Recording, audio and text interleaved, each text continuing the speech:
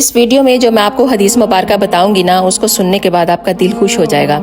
نبی کریم صلی اللہ علیہ وآلہ وسلم نے فرمایا ہے کہ اے علی، جب شام کو بستر پر سونے کے لیے جایا کرو تو یہ 5 کام کر لیا کرو۔ پہلا، صدقہ دے کر سویا کرو۔ دوسرا، ایک قرآن پاک پڑھ کے سویا کرو۔ تیسرا، جنت کی قیمت ادا کر کے سویا کرو۔ چوتھا، 2 لڑنے والے لوگوں میں صلح کروا کے سویا کرو۔ پانچواں، ایک حج کا ثواب لے کر سویا کرو۔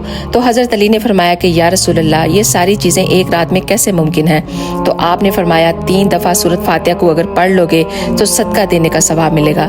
3 دفعہ اگر سورۃ اخلاص کو پڑھ لو گے تو 1 قرآن پاک پڑھنے کا ثواب ملے گا۔ 10 دفعہ اگر درود پاک پڑھ لو گے تو جنت کی قیمت ادا ہو جائے گی۔ 10 دفعہ اگر توبہ استغفار کر لو گے تو 2 لڑنے والے لوگوں میں صلح کروانے کا ثواب مل جائے گا۔ اس طرح اگر تیسرے کلمے کو 4 بار پڑھ لو گے تو آپ کو 1 حج کرنے کا ثواب مل جائے گا۔